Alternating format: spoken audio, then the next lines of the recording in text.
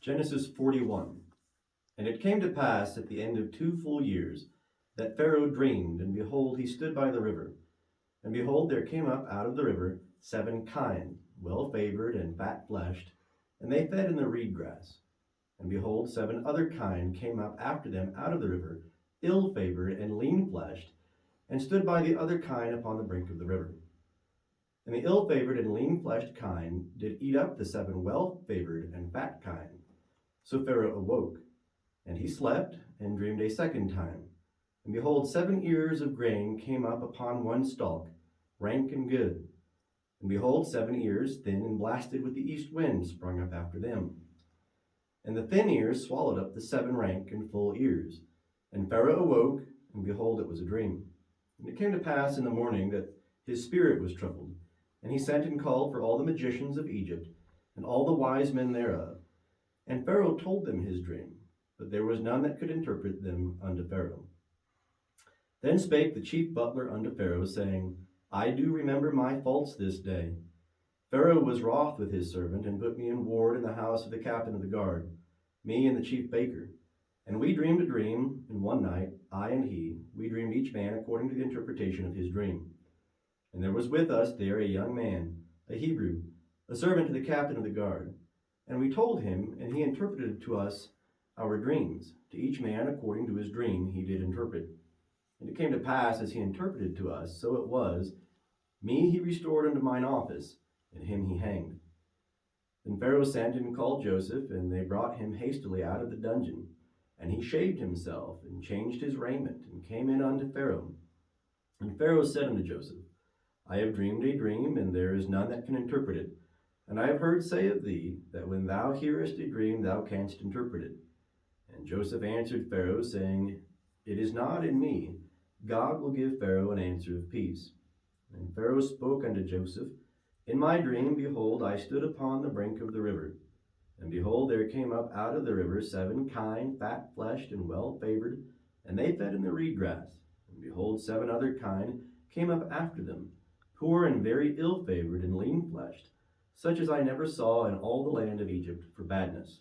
And the lean and ill-favored kine did eat up the first 7 fat kine.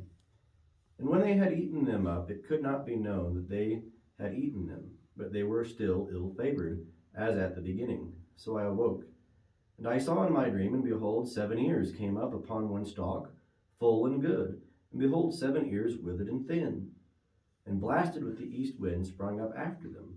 And the thin ears swallowed up the 7 good ears, and I told it unto the magicians, but there was none that could declare it to me. And Joseph said unto Pharaoh, The dream of Pharaoh is one. What God is about to do he hath declared unto Pharaoh. The 7 good kine are 7 years, and the 7 good ears are 7 years. The dream is one. And the 7 lean and ill-favored kine that came up after them are 7 years, and also the 7 empty ears blasted with the east wind. They shall be 7 years of famine. That is the thing which I spake unto Pharaoh. What God is about to do he hath showed unto Pharaoh. Behold, there come 7 years of great plenty throughout all the land of Egypt, and there shall arise after them 7 years of famine, and all the plenty shall be forgotten in the land of Egypt, and the famine shall consume the land, and the plenty shall not be known in the land by reason of that famine which followeth, for it shall be very grievous.